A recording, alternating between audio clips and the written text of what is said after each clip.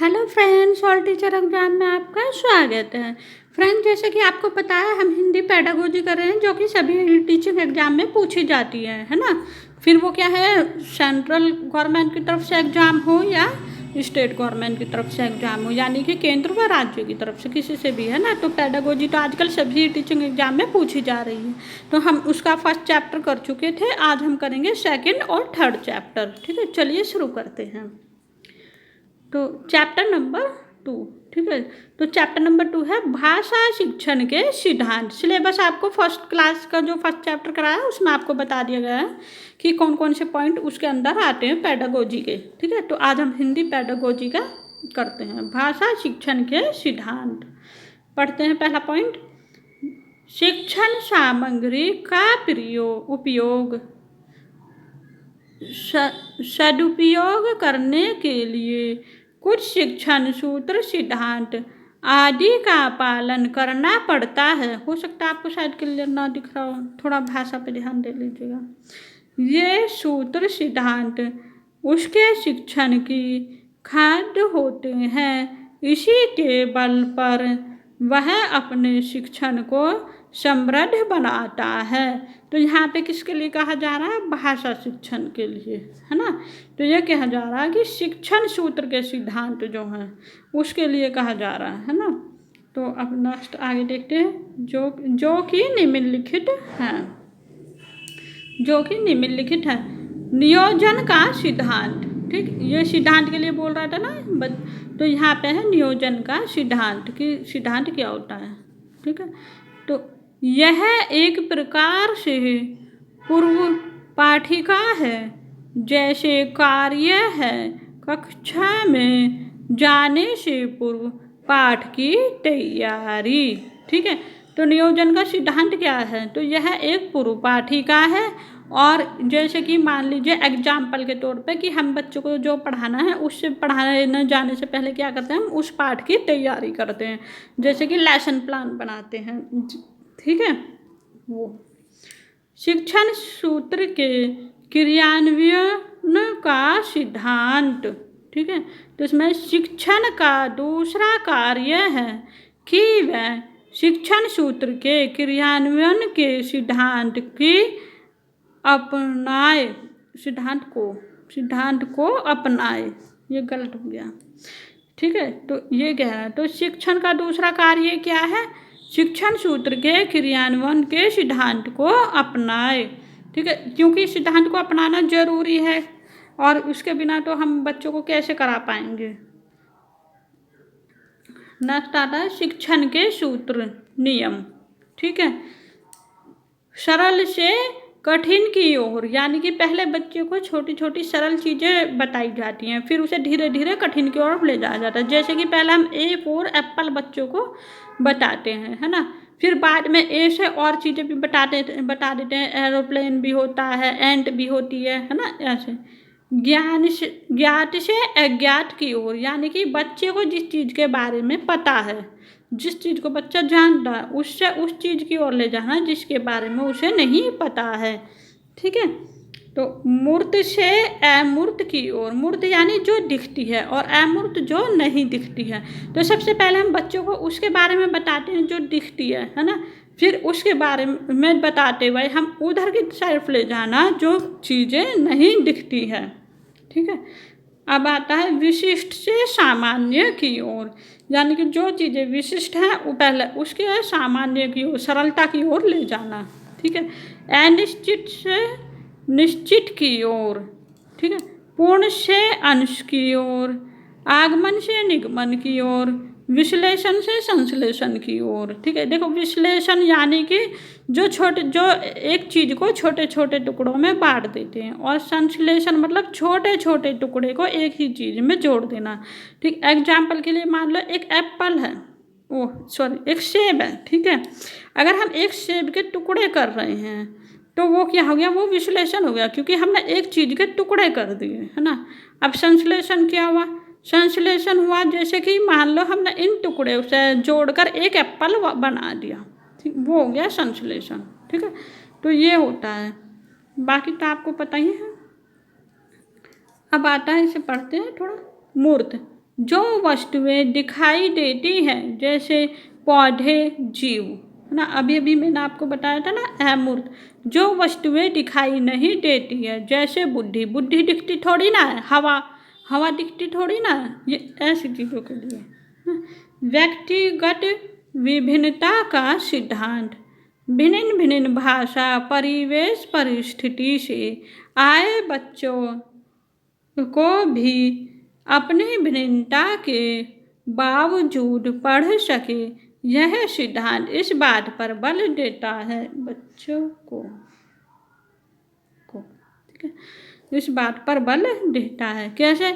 देखो, भिन्न भिन्न भाषा, परिवेश, परिस्थिति से, यानी कि बच्चा जो है ये जरूरी नहीं कि एक ही जगह के हों, अलग अलग जगह के हो सकते हैं, वहाँ का परिवेश अलग अलग हो सकता है, वहाँ की भाषा अलग अलग हो सकती है, उसके घर का माहौल, उसकी परिस्थितियाँ अलग अलग हो सकती है ना। सभी चीज़ों के अलग अलग होने के बावजूद भी, यानी कि बच्चों में विभिन्नता के बावजूद भी, अलग होने के बावजूद भी बच्चा पढ़ सके, सभी बच्चे समान रूप से पढ़ सके, मतलब सिद्धांत जो है इस बात पर बल देता है ना। सिद्धांत होना भी ऐसा चाहिए, है ना।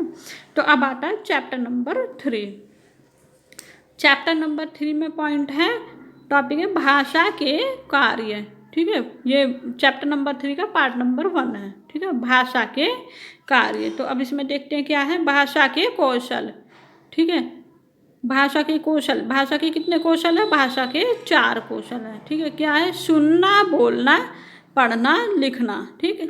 भाषा के 4 कौशल है, ध्यान रखना, ऐसे ही क्रम से याद करना। यदि क्वेश्चन आता है क्रम में लगाने के लिए भी तो आपको ऐसे ही लगाना है, ठीक है। अब इसको याद रखने के लिए दो तरीके हैं। देखो, एक तो ट्रिक है, ठीक, ट्रिक है सुबो पाली, ठीक है, इसे आप याद रख लो। सुबो पाली, सु से सुनना, बो से बोलना, पा से पढ़ना और ली से लिखना। वैसे तो ट्रिक पे ज़्यादा वो नहीं करना चाहिए क्योंकि ट्रिक एग्जाम क्लियर करा देती हैं परंतु जॉब नहीं दिल पाती, इस बात पे भी ध्यान देना, ठीक है।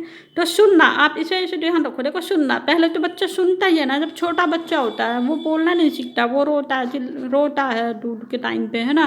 प्यास लगती है तो रोता है, कुछ खिलौना चाहिए तो रोता है। तो वो क्या करता है, उसे हम बोलते हैं तो वो सुनता है ना, ध्यान से सुन रहा होता है। फिर सबसे बच्चा फिर वो क्या करता है, बच्चा बोलना सीखता है। छोटा बच्चा होगा बोलना ही सीखेगा ना, वो एकदम पेंसिल पकड़ना तो नहीं सीखेगा वो, ठीक है। फिर उसके बाद क्या होता है, वो पढ़ना सीखता है, पढ़ना सीखता है। हम उसे बुलवाते हैं, हम उसकी किताब सामने रखते हैं, हम उसे बोलते हैं कि बेटा देखिए ए फॉर एप्पल है ना, ऐसे। फिर बच्चा लिखना सीखता है, फिर बाद में हम उसे पेंसिल देते हैं जब उसकी इंद्रियां, यानी कि उसकी फिंगर पेंसिल पकड़ने लायक हो जाती हैं। तो आप इस तरह से भी, आप अपने आप से भी अप्लाई करके याद रखो ना कि आप जब छोटे थे तो आपने क्या सीधे पेंसिल पकड़ ली थी, पहले सुनना ही तो सीखा था ना, ऐसे। भाषा के 5 आधारभूत कौशल हैं: सुनना, बोलना, पढ़ना, लिखना व चिंतन करना, ठीक है। बस ध्यान रखना, वे कौशल थे और ये क्या है, ये आधारभूत हैं, चिंतन करना। 5 आधारभूत स्तंभों का काम सरल से कठिन के क्रम में है, यानी कि जो कार्य सरल है उससे कठिन की तरफ ले जाना। ए फॉर एप्पल से लेके बाकी आगे को इंग्लिश के और वर्ड की तरफ लेके जाना, है ना। प्रत्येक व्यक्ति अपनी बौद्धिक क्षमता के अनुसार चिंतन करता है। भाषा हमारी इस बौद्धिक क्षमता की अभिव्यक्ति है। बौद्धिक क्षमता यानी माइंड, है ना, ब्रेन। प्रत्येक व्यक्ति जो है अपने ब्रेन, अपनी बुद्धि के अनुसार ही कार्य करता है ना, और उसी के अनुसार वो चिंतन करता है। तो यही इस बात में कहा जा रहा है, ठीक है। अब आते हैं भाषा के प्रकार। नेक्स्ट पॉइंट पढ़ते हैं, भाषा के प्रकार। तो भाषा के कितने प्रकार हैं? 2 प्रकार। एक अनौपचारिक भाषा, दूसरी है औपचारिक भाषा। देखो, अब अनौपचारिक भाषा ये समझो कि एक प्रकार से अर्जित जो कर लेती है, ठीक है। तो औपचारिक भाषा हम किससे सीखते हैं? माता पिता से। बच्चा माता पिता से औपचारिक भाषा सीखता है। घर, परिवार, परिवेश, पड़ोस, समाज, जनसंचार माध्यम से बच्चा क्या करता है? औपचारिक भाषा को सीखता है, ठीक है। और अब आता है अनौपचारिक भाषा। ये विद्यालय तथा पढ़े लिखे समाज द्वारा प्राप्त होती है, ठीक है, द्वारा प्राप्त होती है। ये अब देखो एक बार इसे ठीक से समझ लेते हैं। देखो आप इसे इस तरह से भी याद रखते हैं, अनौपचारिक भाषा यानी कि अपने से सीखना। जब बच्चा खुद से माता पिता को बोलते हुए देखता है, सीख लेता है। घर परिवार में वो देख रहा है कि बहन ये बोल रही है, दीदी ये बोल रही है, उसे सीख लेता है। परिवेश, वो अपने आसपास के माहौल से सीख लेता है कि कौन क्या बोल रहा है, सुन सुन के, है ना। पड़ोस से बच्चों के साथ सीखते हैं, कहते हैं ना कि एक दिन में ये अच्छा, आज एक दिन में ये सीख कर आ गया, है ना। समाज से सीख लेता है, जो आसपास का माहौल होता है देख के कि किस तरह की भाषाओं का प्रयोग हो रहा है, कौन क्या बोलता है, क्या कह रहा है ना। जनसंचार के माध्यम से, जैसे न्यूज वगैरह देख लिया, अखबार पढ़ना, ठीक। अनौपचारिक, अनौपचारिक जैसे कि किसी से बाहर से, स्कूल से सीख लेना, यानी कि जिसे सिखाया जाता है। तो विद्यालय है, इसमें प्रमुख विद्यालय से सीख लेता है। और पढ़े लिखे ऐसे समाज के द्वारा भी सीख लेता है, जैसे कि पढ़े लिखे लोग अपनी मीटिंग वगैरह करते हैं तो उससे मान लो, ठीक है। अब आता है राजभाषा। राजभाषा को हम पढ़ते हैं, ठीक है। राजभाषा, सरकारी कामकाज के लिए प्रयुक्त भाषा को राजभाषा कहते हैं। यानी कि जो सरकार में जो सरकारी कामकाज होते हैं, जैसे कि आज के टाइम पे तो ज़्यादातर राज्यों में हिंदी भाषा है, ठीक है। तो उस जिस भाषा में भी सरकारी कामकाज होते हैं, अगर वो राज्य स्तर पर होते हैं वो राजभाषा, ठीक है। अगर वो राष्ट्रीय स्तर पर होते तो वो राष्ट्रभाषा होती है। लेकिन भारत की अभी कोई राष्ट्रभाषा नहीं है, राज्य भाषा है जो हिंदी है, ठीक है। तो ये रहा, हिंदी या अंग्रेजी प्रयोग होती है। राजभाषा में हिंदी या अंग्रेजी प्रयोग होती है। ये अध्याय 60वें अनुच्छेद 343 में है। देखो भारत के अंदर जो राजभाषा है उसमें क्या है, वो हिंदी या अंग्रेजी में सबसे ज़्यादा प्रयुक्त हो, सबसे ज़्यादा हिंदी में ही है, भारत के सबसे ज़्यादा राज्य है, ठीक है। तो और ये कब है, ये जो हमारा संविधान है उस संविधान के अध्याय 60 अनुच्छेद 343 में, यानी आर्टिकल 343 में है, ठीक है, पार्ट 7। अब आता है राज्य भाषा के बारे में। हम और पढ़ते हैं राज्य भाषा। थोड़ा नीचे कर देती हूँ। राज्य भाषा किसी भी राज्य सरकार द्वारा उस राज्य के प्रशासनिक कार्यों में प्रयोग की जाने वाली भाषा को राजभाषा कहते हैं। देखो अभी मैंने ये आपको बताया था ना, जिसमें राज्य में कामकाज होते हैं राज्य, वो राजभाषा। मातृभाषा जिसे बालक अपने घर परिवार से सीखता है, यह समाज द्वारा स्वीकृत भी है। देखो मातृभाषा एक प्रकार से समझो माँ की भाषा है ना। तो माँ बच्चों को जो सिखाती है वो वही भाषा सिखाएगी ना जो उसे खुद आती है ना। जो उसे खुद आती है अपने बच्चों को वही तो सिखा सकती है। मान लो माँ है, माँ को आती तो हिंदी है तो वो इंग्लिश कैसे सिखाएगी, अगर इसे इंग्लिश नहीं आती है तो, है ना। तो माँ से जो बच्चा जो भी भाषा सीखता है, अपनी माँ से, अपने पापा से, अपने घर परिवार से, तो उस घर परिवार के अंदर सीखी जाने वाली भाषा को मातृभाषा कहते हैं। और उसको ही नंबर 1 पर स्थान दिया गया। वह उसे इसीलिए दिया गया क्योंकि बच्चा वही भाषा सीखता है घर में, तो उसी भाषा से वो समझता है। तो इसीलिए स्कूल में नंबर 1 पे सबसे पहले मातृभाषा को रखा गया है, ठीक है।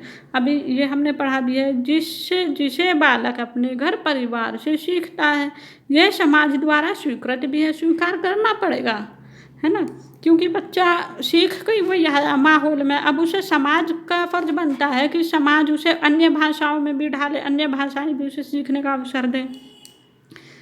औपचारिक शिक्षा में मातृभाषा का तात्पर्य किसी क्षेत्र विशेष की भाषा से होता है, ठीक है। क्षेत्र विशेष की भाषा मतलब हर क्षेत्र में अलग अलग मातृभाषा बोली जाती है, कहीं तमिल, कहीं हिंदी, है ना, कहीं अंग्रेजी, जिसके माध्यम से उस क्षेत्र का पढ़ा लिखा समाज विचार विनिमय करता है। विचार विनिमय मतलब बात का आदान प्रदान कर रहा, आपस में एक दूसरे को बात करता है। जैसे कि मान लो तमिल की तरफ चले गए हम, वहाँ पे तमिल की भाषा बोली जाती है, तो लोग क्या है वहाँ पे तमिल में ही तो बातें करते हैं। मान लो हम हिंदी समाज में हैं तो हम अंग्रेजी में कैसे भाषा का आदान प्रदान कर सकते हैं, विचार विनिमय आपस में कैसे कर सकते हैं। मान लो एक पे हिंदी आती है और एक पे इंग्लिश आती है ना, तो फिर वो कैसे कर पाएगा, दोनों की भाषा समान होगी तभी कर पाएगा ना।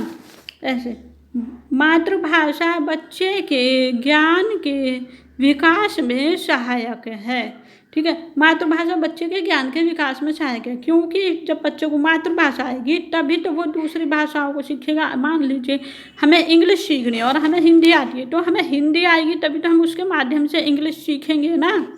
ऐसे मातृभाषा विचार विनिमय और शिक्षा ग्रहण करने का सर्वश्रेष्ठ माध्यम है। ठीक है, ये मैंने आपको बता दिया। सर्वश्रेष्ठ माध्यम इसलिए क्योंकि उसी के माध्यम से हम सीख सकते हैं। आप खुद ही सोचो, आपको इंग्लिश से हिंदी सीखनी है, हिंदी से इंग्लिश सीखनी है, कोई भी लैंग्वेज आपको सीखनी है, तो आप पहले मातृभाषा से ही उसको ट्रांसलेशन करेंगे। ठीक है, मातृभाषा से ही बच्चे का मस्तिष्क सबसे पहले क्रियाशील होता है। प्राथमिक स्तर पर शिक्षा का माध्यम मातृभाषा होना चाहिए। देखो, प्राथमिक स्तर पर, क्योंकि बच्चे को मातृभाषा के अलावा कुछ आता ही नहीं है, तो उसी से जोड़ के तो हम दूसरी भाषा सिखा पाएंगे। तो पहले बच्चों को उसी की ही भाषा में थोड़ा ज्ञान देंगे, थोड़ी नॉलेज देंगे, तब हम उसे जब वो और उच्च प्राथमिक में आ जाएगा उसे अन्य भाषाओं के साथ जोड़ने की कोशिश करेंगे, है ना। तो ये है। अब नेक्स्ट पर चलते हैं, भाषा शिक्षक के कार्य। नेक्स्ट पॉइंट है भाषा शिक्षक के कार्य। शिक्षक की भाषा बच्चों के लिए आदर्श रूप प्रस्तुत करती है। आदर्श रूप, बच्चे को सामने आदर्श ही होना चाहिए। ठीक है, स्वभाव भी अच्छा होना चाहिए, ये नहीं कि बच्चों के साथ गलत भाषा का प्रयोग करें। शिक्षक को भाषा पढ़ाते समय सामान्य बोलचाल की भाषा का प्रयोग करना चाहिए। देखो, सामान्य बोलचाल की भाषा मतलब जिस भाषा में बच्चा समझ सकता है, कोशिश करनी चाहिए कि उसी की भाषा में, थोड़ा सामान्य भाषा में बोले। ये नहीं कि ज़्यादा एटीट्यूड वगैरह में बातें करें। बच्चे आप बोल रहे हैं और बच्चा कुछ समझ नहीं पा रहा है। भाषा शिक्षक को बालकों को भाषा प्रयोग के लिए प्रोत्साहित करना चाहिए। यानी कि बच्चों को ज़्यादा से ज़्यादा कोशिश करनी चाहिए कि वो भाषा बोले। जैसे अंत्याक्षरी खिला देते हैं बच्चों को कि वर्ड वाली खेलो, है ना, बच्चे आपस में बोल सकें कविताएं वगैरह के माध्यम से, कैसे भी, मतलब उसका भाषा का प्रयोग करने के बस अवसर दिए जाने चाहिए। उसे बोलने के लिए थोड़ा प्रोत्साहित करना चाहिए कि वो बोले। भाषा शिक्षक को बच्चों को भाषा प्रयोग से परिचित कराना चाहिए कि भाषा का किस प्रकार की भाषा का प्रयोग कैसे करते हैं, है ना। इस तरह से हमें बच्चे के साथ प्रयोग कराना चाहिए। अब भाषा शिक्षण में समग्रतावादी दृष्टिकोण अनिवार्य है। ठीक है, अब आता है हमारा चैप्टर नंबर 3। तो चैप्टर नंबर 3 हमने अभी करा है, जो करा है वो पार्ट नंबर 1 था। अब आएगा चैप्टर नंबर 3 का पार्ट नंबर 2। ठीक है, तो इसमें टॉपिक है भाषा विकास में बोलने व सुनने की भूमिका। ठीक, भाषा विकास में बोलने व सुनने की भूमिका। तो अब इसे पढ़ते हैं। श्रवण क्षमता कौशल के विकास की शिक्षण विधि अनेक विधियों के द्वारा बालकों के श्रवण कौशल को सुधार सकते हैं। ठीक है, जो शिक्षण की विधियां होती हैं वो बच्चों के लिए जो उनकी भाषा में है काफ़ी सुधार करती हैं उनके माध्यम से। ठीक है, कुछ निम्न है। नंबर 1, कक्षा शिक्षण। नंबर 2, पाठ्य सहगामी क्रियाएं एवं गतिविधियाँ। नंबर 3, कक्षेतर गतिविधियाँ। ठीक, अब इसको भी हम थोड़ा सा करेंगे, क्लियर करके पढ़ते हैं कि ये सब है क्या। कक्षा शिक्षण, देखो, शिक्षक द्वारा आदेश निर्देश। ठीक है, किसके द्वारा? शिक्षक द्वारा। अभी हमने 3 पढ़े थे ना, तो ऊपर 3 पॉइंट, इनको ही हम क्लियर करके पढ़ रहे हैं। ठीक है, तो कक्षा शिक्षण के अंदर आता है शिक्षक द्वारा आदेश निर्देश, यानी कि जैसे कि शिक्षक द्वारा आदेश निर्देश की प्रश्न पूछना, क्वेश्चन पूछा जा रहा है कि ये क्या है बेटा, वो क्या है, सेब का रंग कैसा होता है ना, आम कैसा लगता है, खट्टा होता है या मीठा होता है, कड़वा होता है, इस तरह से। ठीक है। नंबर 2, बाल गीत काव्य पंक्तियाँ पढ़वाना। बाल गीत यानी पोयम। ठीक है, काव्य की पंक्तियाँ पढ़वाना बच्चे से, कोई भी छोटी, ये नहीं कि बहुत सारा एकदम से रुक जाए, कोई भी 1-2 लाइन की पोयम की बच्चे बेटा ये पढ़ के दिखाओ, जैसे बोलते हैं ना स्कूल में ऑरल टेस्ट आज के टाइम पे वो। ठीक है। नंबर 3, कहानी सुनना प्रश्न पूछना, यानी कि बच्चों को कोई कहानी वगैरह या हमने सुनाई या बच्चे से छोटी मोटी, तो चलो बेटा आज आप सुनाओ या हमने सुनाई, और उसी कहानी में से प्रश्न पूछना। अच्छा वो खरगोश क्यों सो गया था, वो खरगोश कैसे दौड़ रहा था, ऐसे है ना। प्रशंसा अभिव्यक्ति, प्रशंसा करना, तो बच्चे के काम के लिए जो है उसकी प्रशंसा की जाए कि अरे वाह आपने तो ये बहुत ही अच्छा लिखा है, बहुत सुंदर सुंदर लिख के लाए हो, है ना, बहुत ही अच्छा पढ़ा है आपने तो, वेरी गुड, ऐसे। लेकिन वो थोड़ा सा ज़्यादा भी नहीं करना चाहिए, बस थोड़ा सा मीडियम रखनी चाहिए, क्योंकि एक पुरस्कार में भी आ रहा है। पाठ्य सहगामी क्रियाएं एवं गतिविधियाँ, ठीक। अब ये पॉइंट नंबर 2 था उसका। तो कक्षा में या पाठशाला के मंच पर कविता वाचन प्रतियोगिता, आशु भाषण, वाद विवाद, समाचार वाचन के द्वारा श्रवण कौशल में सुधार लाया जा सकता है। देखो ये एक प्रकार से ऐसे समझो कि जैसे मान लो 15 अगस्त का फंक्शन हो रहा है, तो उसमें बच्चे भाग लेते हैं। कोई क्या करता है, कोई उस प्रतियोगिता में क्या करता है, कोई कविता भी सुनाएगा, कोई आपस में वाद विवाद वाला भी करेगा, कोई समाचार होगा, नाटक भी करेगा, है ना। तो ये उस तरह का जा रहा है कि इससे क्या होता है, इससे श्रवण कौशल में सुधार होता है ना। अब आता है कक्षेतर गतिविधियाँ, यानी कि कक्षाओं में होने वाली गतिविधियाँ, ठीक। पॉइंट ये नंबर 3 है। कक्षा में अलग होने वाले कार्यक्रमों में भाग लेकर बच्चा सजग और सचेत रहता है। इन गतिविधियों द्वारा मन व मस्तिष्क क्रियाशील हो जाते हैं और श्रवण शक्ति में सुधार होता है। देखो कक्षा में क्या क्या होता है, बच्चा सजग हो जाता है, सचेत भी हो जाता है ना, उसका मस्तिष्क भी क्रियाशील होता है बच्चे का गतिविधियाँ द्वारा, ठीक है, शक्तियों में सुधार होता है। मतलब अगर बच्चा क्लास में होगा तो वो क्या करता है, वो अपने साथ ही अपनी उम्र के बच्चों को देखता है कि ये मेरा दोस्त है, ये मेरा वो है, अच्छा आज मेरी मम्मी ने लंच में ये दिया है, देखो तेरी मम्मी ने क्या दिया है ना। तो उससे क्या हुआ, उसका माइंड भी चल रहा है, उसकी माइंड की भी क्रियाशीलता हो रही है, उसकी भाषा का भी विकास हो रहा है ना, उसकी इंद्रियाँ अच्छे से काम कर रही हैं। शिक्षण किताबों की सहायता से कक्षा में किया गया कार्य, ठीक। देखो इसमें तो समझाने वाली बात नहीं है। शिक्षण क्या है, जो कि किताबों की सहायता से कक्षा में किया गया कार्य, जो टीचिंग करता है, हम करते हैं, क्या करते हैं, टीचर क्या करता है, किताबों को पहले देखेगा, पढ़ेगा कि आज मुझे टॉपिक पढ़ाना, उसमें सरल से सरल जो लेसन प्लान बना के, जिसे बोलते हैं पाठ योजना बना के लेके जाता है कि ये कराना है ना। सह शिक्षण बिना किताबों के किया गया कार्य, आशु भाषण, वाद विवाद आदि। देखो सह शिक्षण का मतलब है जो किताबों के बिना किया जाता है। जैसे वाद विवाद कर दिया कि चलो आज किसी भी टॉपिक पर वाद विवाद करते हैं, चलो आज महात्मा गांधी पर वाद विवाद करते हैं कि गांधी जी ने क्या किया क्या नहीं किया, है ना। चलो आज पर्यावरण पे वाद विवाद करते हैं कि हमें पर्यावरण को बचाने के लिए क्या किया, बच्चे को 2 टीम बांट दी और वाद विवाद कराया, ठीक। तो वो हो गया सह शिक्षण, ठीक है। अब हम नेक्स्ट पॉइंट देखते हैं, श्रवण दोष,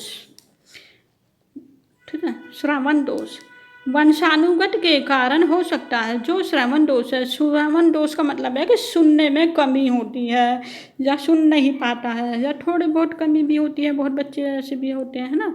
तो वो किस किस कारणों से होता है, तो एक वंशानुक्रम के कारण, कुछ ऐसा भी होता है कि जैसे पीढ़ियों में किसी को था तो बच्चे को भी हो गई, ठीक है।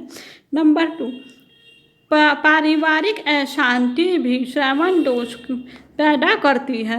जैसे घर में बहुत तेज म्यूजिक चला देना, तो उससे बच्चे जब छोटा होता है तो उसके कानों पे गलत असर पड़ता है, जिससे श्रवण दोष हो जाता है, ज़्यादा लड़ाई झगड़े, है ना। नंबर 3 चोट लगना दुर्घटना भी कारण हो सकती है। किसी भी दुर्घटना के कारण कान में कोई चोट पहुंच गई, ठीक है, जिसके कारण वो श्रवण दोष उसमें पैदा हो गया, सुनने में कमी हो गई या सुन नहीं पा रहा है।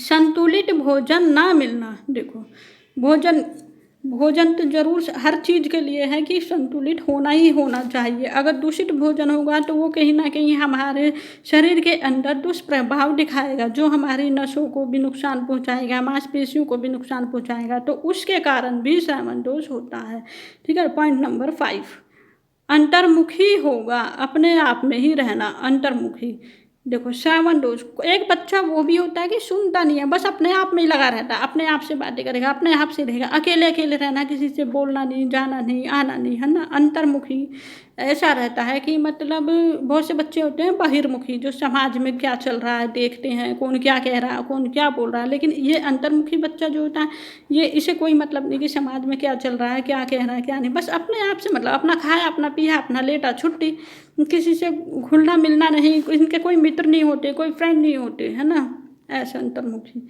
पॉइंट नंबर 6, अत्यधिक मानसिक अंतबद्ध के चलते बालक बाहरी आदेशों को नहीं सुन पाता है।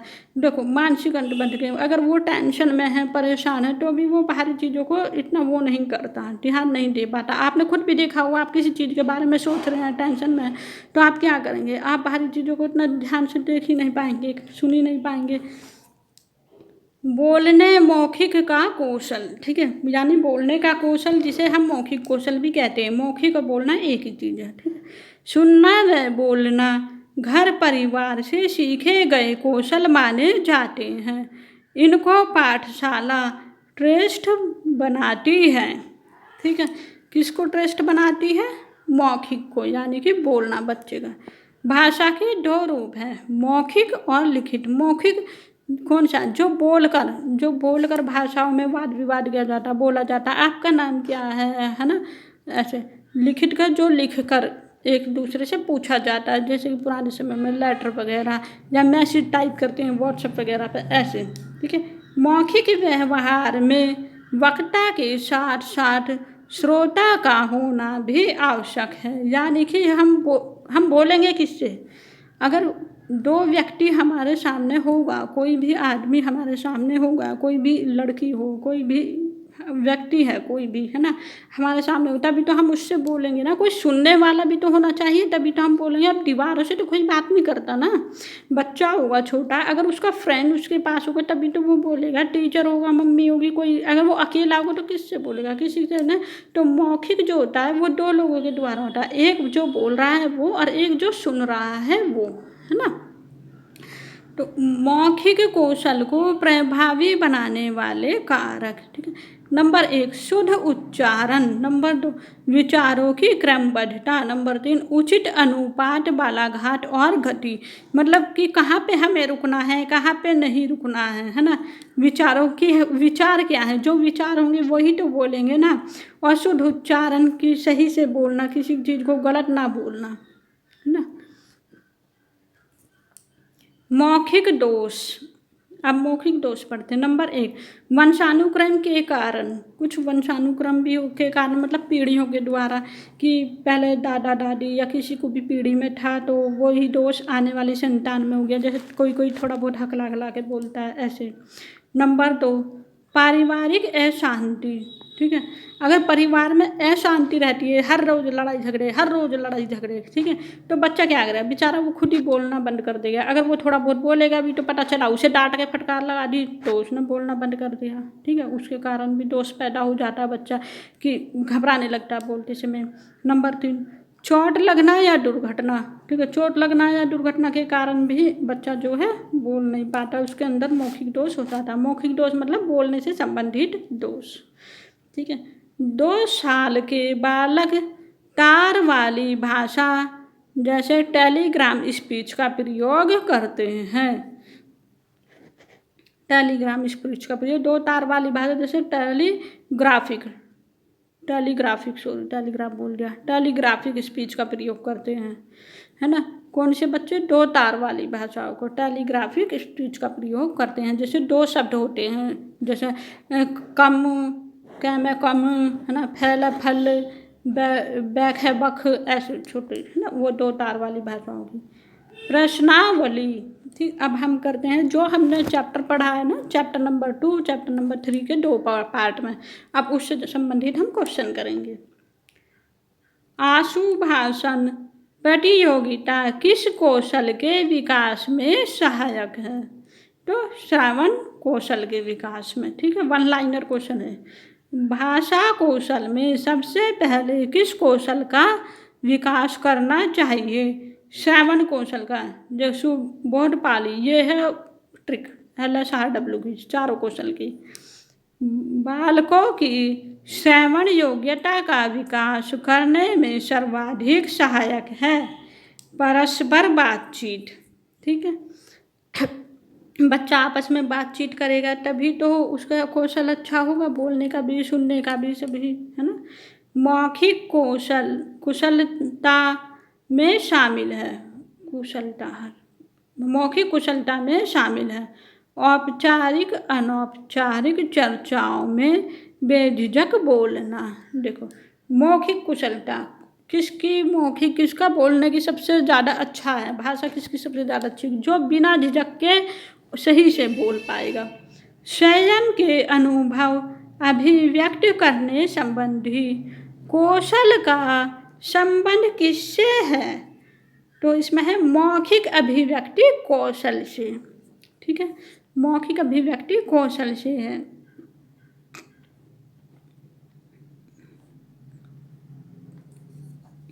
नेक्स्ट क्वेश्चन, हिंदी भाषा के मौखिक व्यवहार में शब्दों के शुद्ध उच्चारण निर्भर करते हैं। एक मिनट देखो, उच्चारण है ना, हाँ उच्चारण निर्भर करते हैं बोलने के बल पर, सुर पर व अनुपात पर। देखो, बच्चा किस प्रकार से बोलने का बल लगा रहा है, सही तो बोलना चाहिए ना। अब मान लो वो बोल रहा है पानी, तो पानी तो सही है, लेकिन अगर वो बोल रहा है पानी तो गलत हो गया ना, वो सुर पे भी गलत हो गया, वो अनुपात पे भी गलत हो गया, बल पे भी गलत हो गया। इस तरह से बच्चा है दूध बोलना से, तो वो दूध बोल रहा है तो ठीक है, लेकिन अगर वो बोल रहा है दूध तो वो उच्चारण सही नहीं है।